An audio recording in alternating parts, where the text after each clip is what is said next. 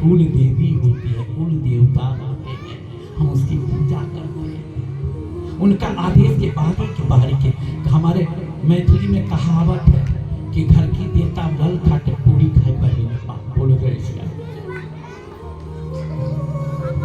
घर की देवता लल काटे पूरी खाए पहले।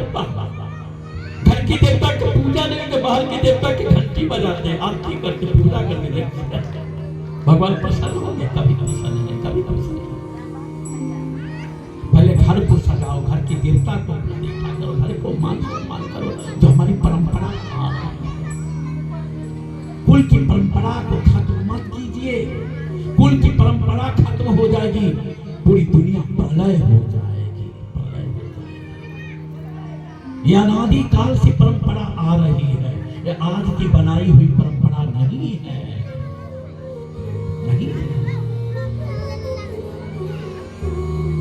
इसलिए जिसका जो कर्म है वही कर्म करे। भगवान ने गीता में स्पष्ट किया चतुर्थ अध्याय में, चतुर्वर्ण मया सहिता गुरु कर्म विभाग तस्य कर्तमपि माम विद्य कर्तारम।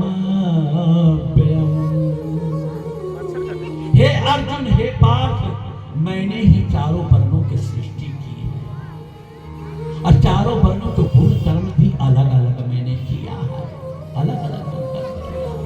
किसी के कर्म को छुपाओ मत। आज नकली ब्राह्मण बनकर के लोग पूजा करा रहे हैं, नकली ब्राह्मण बनकर के, नकली ब्राह्मण बनकर के लोग भागवत करते हैं। बोलो जय श्री राम, प्यार से बोलिए जय श्री राम। नकली बनकर के।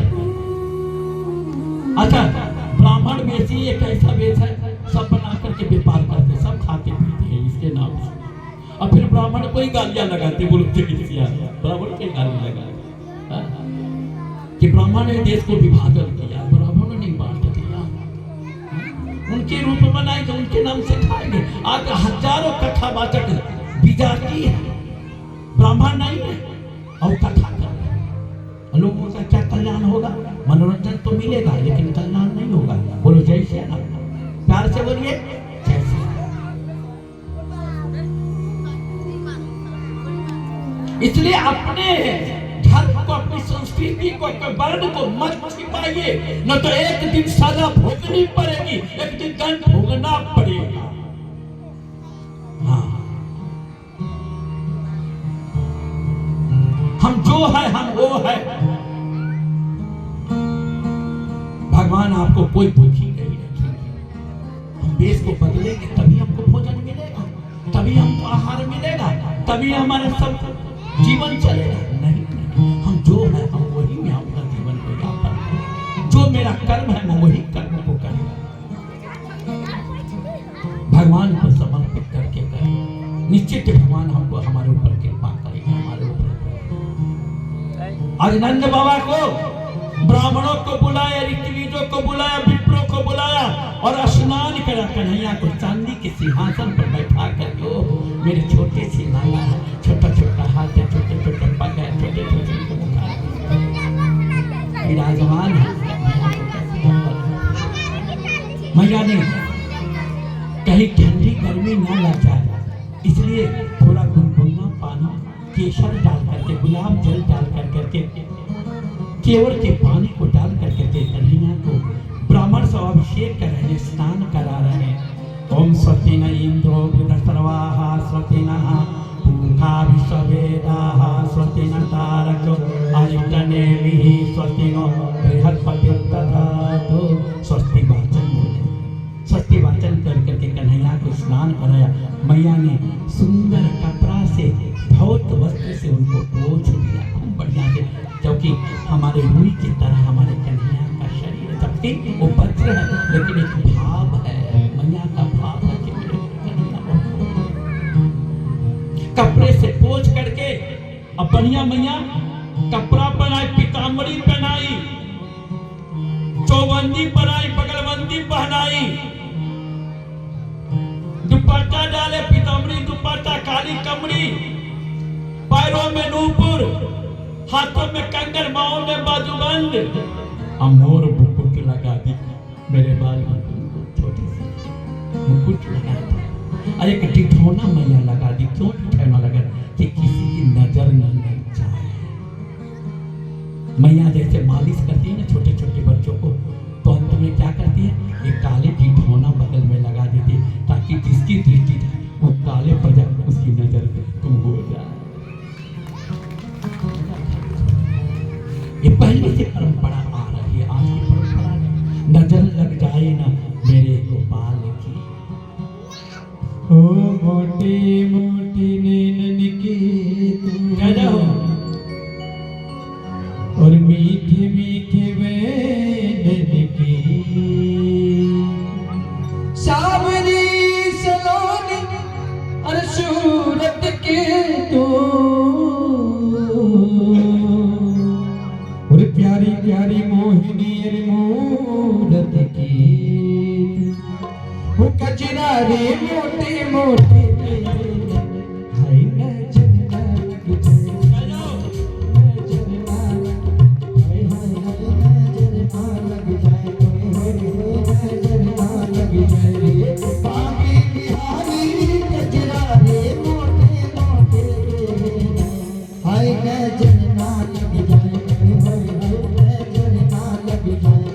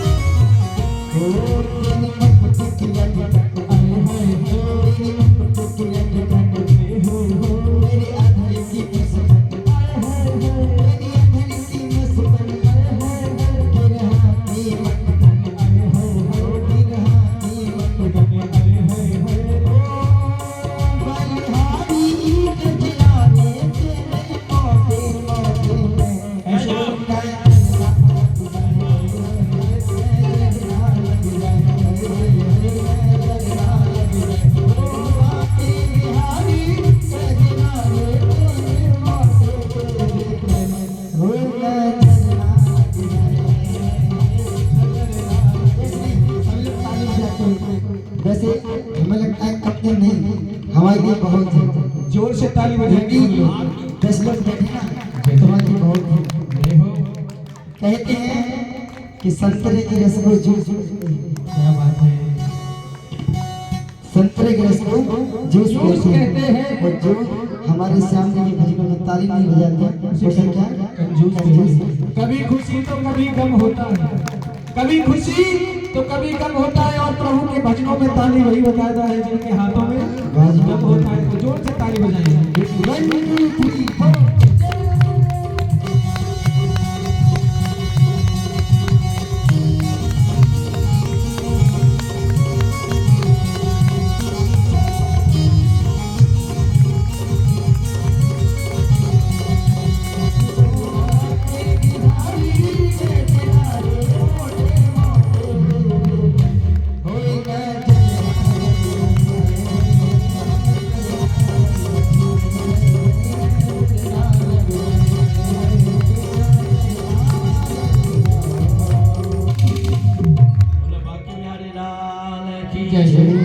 ऐसे मैया ने सजा दी, आंखों में काजल लगा दी, जिठौना लगा दी। उसके बाद स्वाति ककारी त्वहा देवी पितृनिवासनम।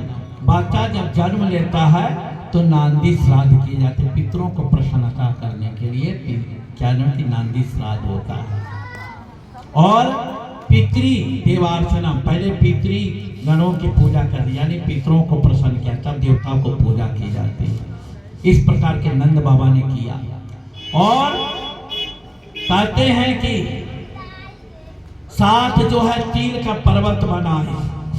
कितने? 7 तिल का पर्वत बनाया गया।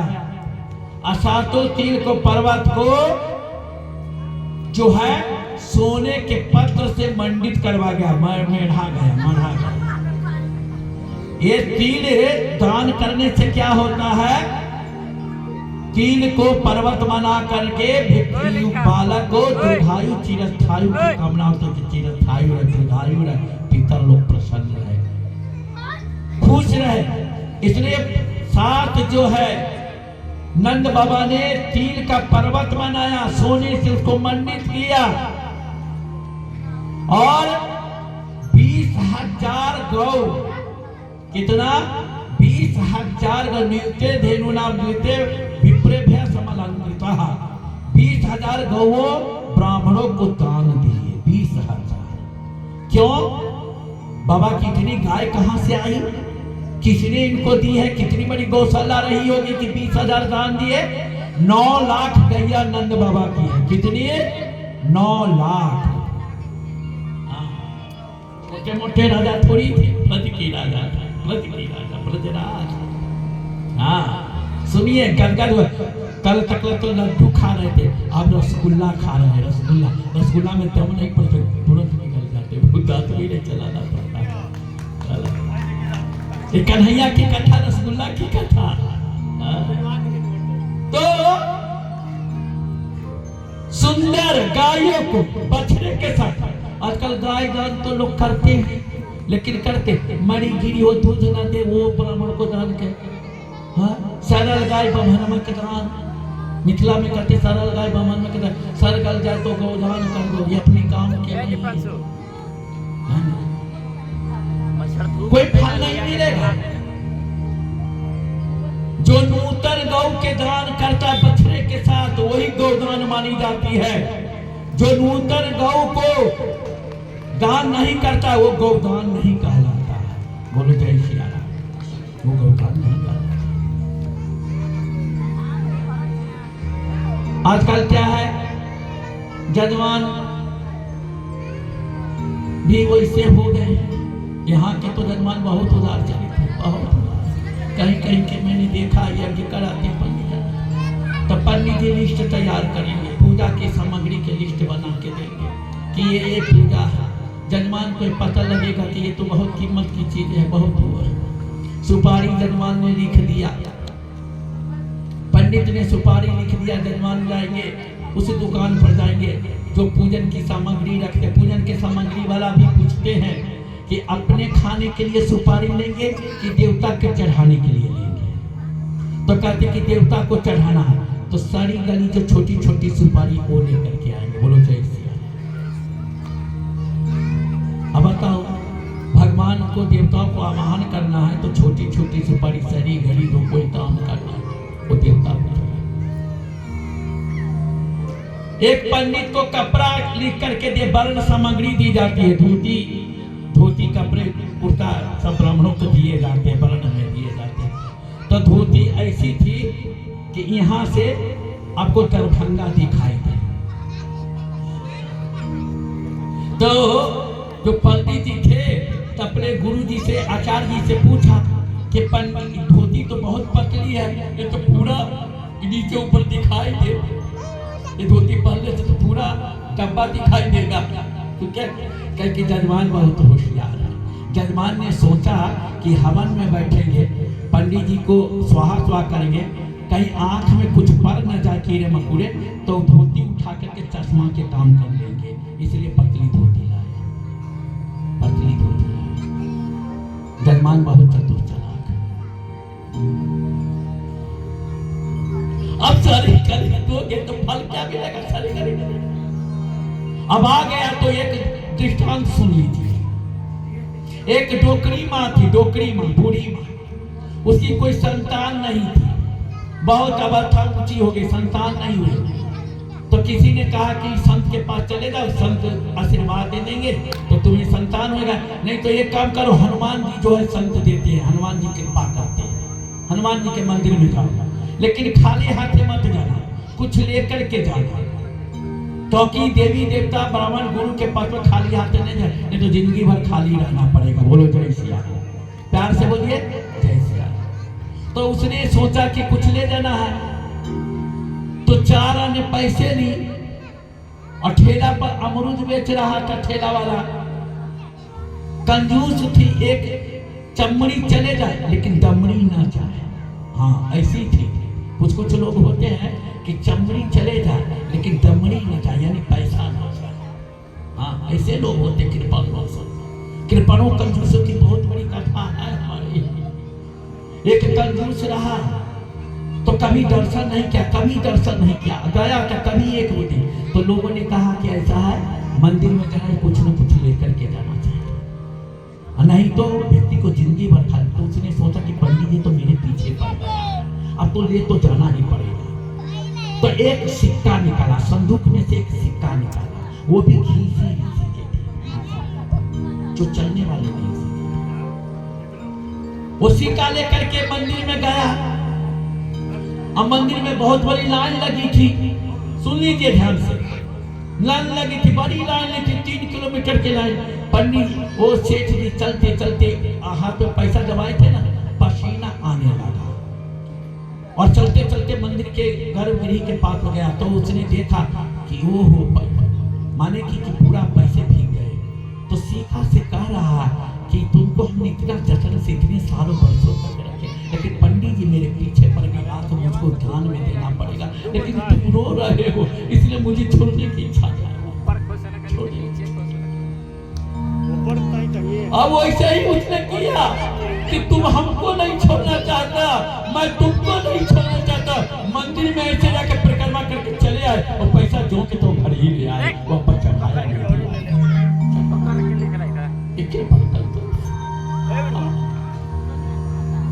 मरने तक भी उसने एक पैसा नहीं दिया।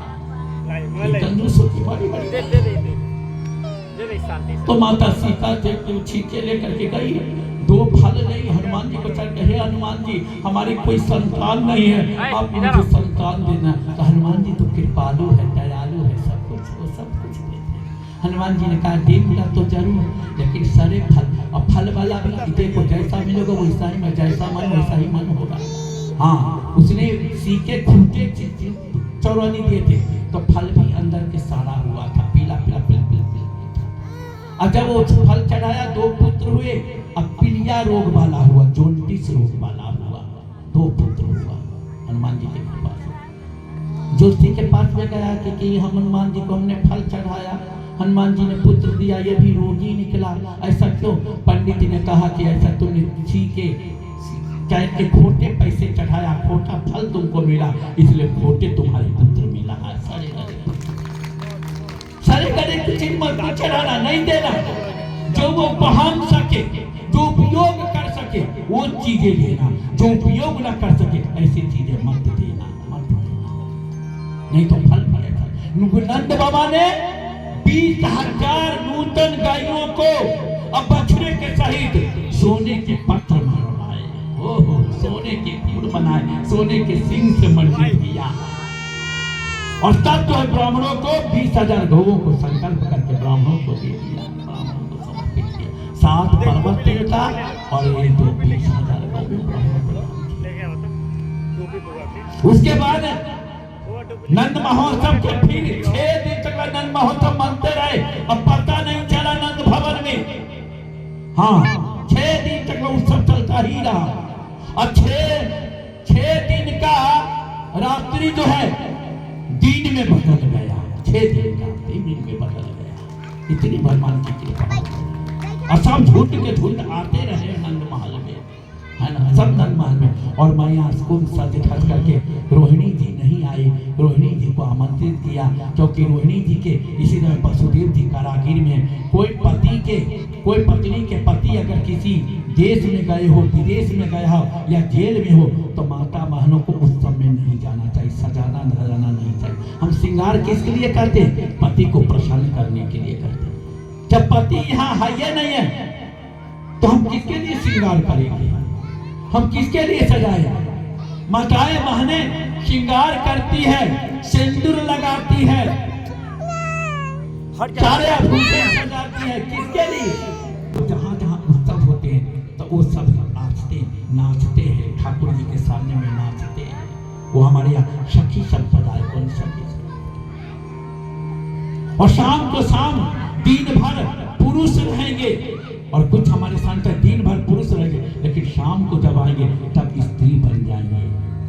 सुंदर साड़ी, सुंदर चुनरी पहनेंगे, सुंदर मंटिका सजाएंगे, सुंदर सब अपनी श्रृंगार करके बांके बिहारी जी के दर्शन करने जाएंगे। बांके बिहारी,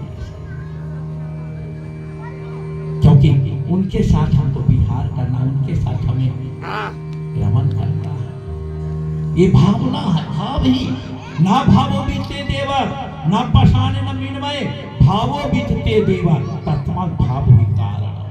हमारे यहाँ भाव की पूजा की गई है, किसी में भगवान नहीं है। भगवान हमारे किस में है? तो हमारे भाव में है कि मंदिर में प्रतिमा नहीं है, मंदिर में मेरे ठाकुर जी है, मेरे राम है, मेरे कृष्ण, मेरे हनुमान जी, मेरे शिव जी। जैसे आप भावना रखोगे वैसे ही फल मिलेगा। आपकी भावना अगर गलत है तो फल भी नहीं मिलेगा। आप सोचेंगे कि ये जयपुर से पत्थर आया है, ये बनारस से पत्थर आया है, ये मार्बल की मूर्ति है, तो आपको फल नहीं मिलेगा, चाहे कितनी पूजा करो, कितनी आरती करो। और ये मानोगे कि जैसा मैं हूं वैसे मेरे प्रभु है, मेरे ठाकुर है, मेरे मंदिर में बैठे हैं, राजा प्रहलाद है, अखिल ब्रह्मांड नायक है ना। हमारे अयोध्या में जाइए, कनक भवन है, मंदिर क्या है? कनक भवन है ना, कनक भवन। वहाँ कितनी अच्छी पूजा होती, कितनी उपासना की दृष्टि से होती, दिखावा की दृष्टि से नहीं। हमारे वहाँ के पुजारी थे, बड़े पुजारी, तो भगवान ठाकुर जी को बेटा मानते थे। क्या मानते थे? बेटा मानते थे। जब प्रसाद पाते थे तो कहते राम बेटा आओ मेरे साथ पाओ प्रसाद, तो क्या नाते कि ठाकुर जी आते थे और भगवान पुजारी जी के साथ प्रसाद पाते थे, पुजारी जी के साथ प्रसाद पाते थे। और जब भगवती सीता जब पुजारी जी को देखते थे, क्योंकि राम जी बेटा हो गए तो भगवती सीता बहू हो गए, तो घूंघट डाल लेती, किशोरी जी घूंघट डाल लेती। मेरे ससुर, मेरे ससुर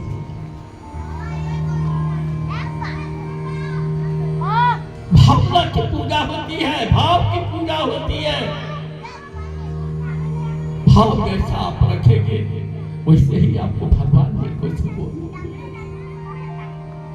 प्रतिमा संत तीर्थेषु भैसजे ब्राह्मणो गुरव भावनाए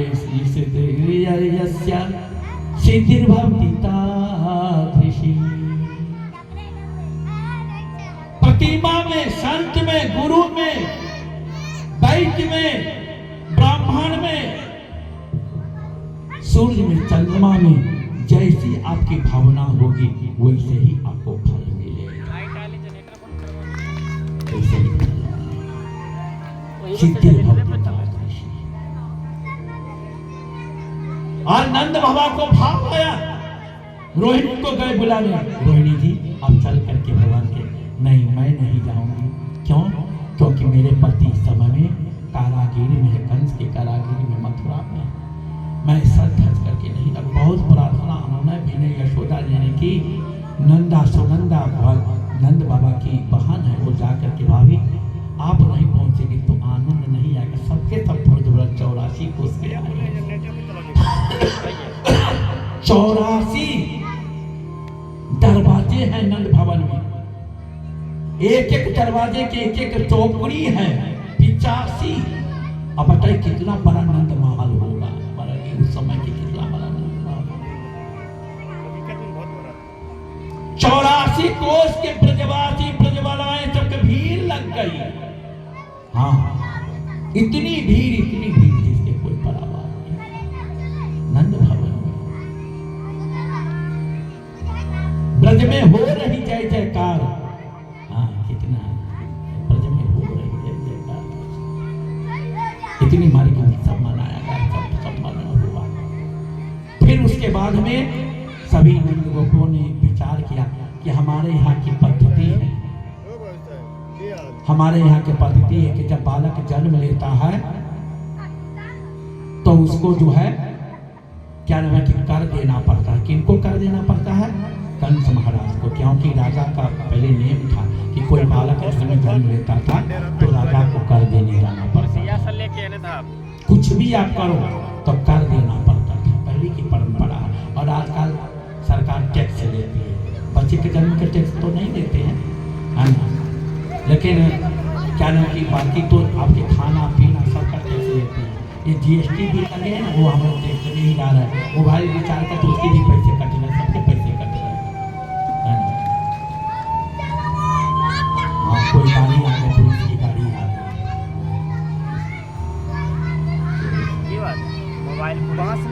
पेट्रोलियम हो रहा है अभी, क्योंकि कन्हैया चोरी करने जाएंगे ना तो अभी गांव में चोर हो गए थे, इसीलिए कि कहीं किसी के घर में चोरा। तो क्या नाम है कि किसे नंद, उपनंद, धरानंद, सदानंद, कर्मानंद, भवानंद, ये 9 नंद है। 9 नंदों ने बैठक की। और तब क्या नाम है कि ब्रज में चल है, खाली हाथे नहीं चल है, अपने सैकड़ों गाड़ियों, बैल घोड़ा, बैल गाड़ी पर, पहले बैलगाड़ी से माने की यात्रा करते थे। अब तो क्या है कि अब तो घोड़ा हो गए, अब रथ हो गए, मोटर हो गए, कार हो गए, तमाम तरह के मन के हो गए। पहले ये व्यवस्था नहीं थी। हाँ, पहले ये व्यवस्था नहीं थी। पहले लोग माने कि पैदल जाते थे या गरीब वाहन से जाते थे, व्यापार करते थे। तो कई बड़ी बड़ी नदियाँ थी, बड़ी बड़ी नदियाँ में कि स्टीमर, जहाज, पानी वाला चलाने वाला होते तो उसमें व्यापार करते थे, एक देश से दूसरे प्रदेश में, एक सिटी से दूसरे सिटी में जाते थे। अब तो इलेक्ट्रिक सिस्टम हो गए, तो घर बैठे सारा संसार देखो। अब कहीं भागने दौड़ने की जरूरत नहीं है। हाँ, देश बहुत विकसित हो गया, देश आगे पहुंच गया, हम पीछे रह गए। बोलो जय सिया राम। तो ऐसी व्यवस्था थी। और उसमें माने कि जो है सब गाड़ी बैल से नंद बाबा जो सब ब्रजवासियों का अपने घर से दूध, दही, मक्खन आदि जो कुछ पदार्थ है सब ले लो और सब ब्रज में जाना है, मथुरा जाना। मथुरा के लाइन लग गई है, सब माने पहुंचे। नंद बाबा को जाकर के नंद बाबा ने कंस से जो है भी जिस दिन से माया को उन्होंने पटका था, उसी दिन कहा, अरे माया मूर्ख कि माया हत्या मंदा, तुम मुझको क्या मारते हो? मेरे मारने वाले तेरा काल कहीं जन्म ले लिया है और चिंता में आज चिंता में पड़ा हुआ है कि अब तो मेरे मृत्यु निकट आ गई। आकासुर, बाकासुर, ढेकासुर, प्रलंबासुर, सोर, तोषण, मानोर, टोटिक, इनके ये सभासद के महामंत्री सब है, कैबिनेट मंत्री है। एक राज्य मंत्री होता है, एक कैबिनेट मंत्री, एक कैबिनेट मंत्रियों के बैठा हुआ। और सबसे विचार किया कि सुना उस दिन कि जिस दिन माने कि हमने योग माया को पटका तो आकाश मार्ग में जा करके हमको उसने क्या कही, कहा कि हाँ हमने सुना है। यही सोच रहे थे, तब तक नंद बाबा पहुंच गए। महाराज की जय हो, महाराज की जय हो, वैसे नंदन महाराज की जय हो। आइए नंद जी, आपने बहुत दिनों के बाद आप यहाँ आए हैं, मेरी राजधानी में क्या बात है? नंद बाबा सीधे साधे थे, भोले भाले थे। अजय को भगवान भोले भाले के ऊपर कृपा करते हैं। जो अपने को अकड़ रखते हैं भगवान के उसकी पकड़ से मैं दूर रहता हूं। जो अकड़ रखते हैं उन्हीं के ऊपर मैं कृपा करता हूं और उन्हीं के ऊपर हमारे बांके बिहारी के कृपा बरसती। मेरे बांके बिहारी लाल तुम्हारी जय होवे, जय होवे, जय होवे तेरी, तेरी जय होवे, तेरी जय होवे, तेरी जय होवे।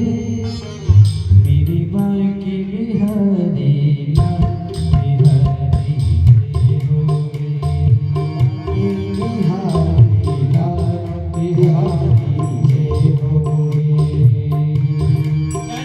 मेरी बांके बिहारी लाल बिहारी जय होवे, जय होवे तेरी जय होवे, जय होवे तेरी जय होवे, जय होवे तेरी जय होवे, जय होवे तेरी जय होवे। गाए महिमा पार बिहारी जय होवे, मेरे बांके बिहारी लाल बिहारी जय होवे।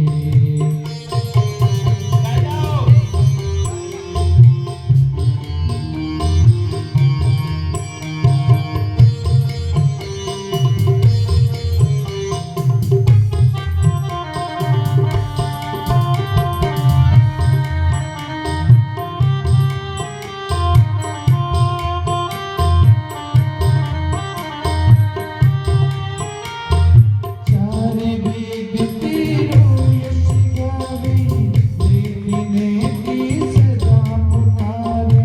चारे वेद तेरो यश गावे, देखने की सदा पुकारे। चारे वेद तेरो यश गावे, देखने की सदा पुकारे।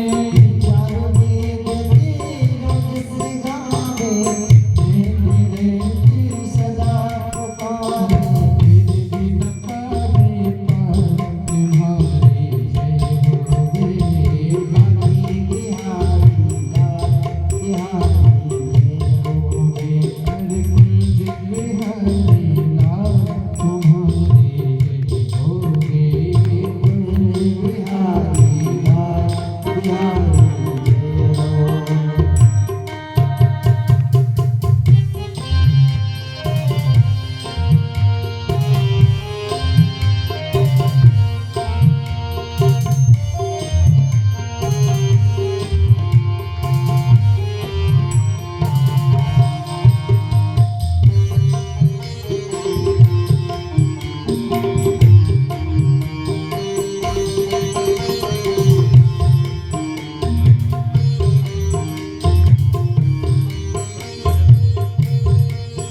हर दुख संकट के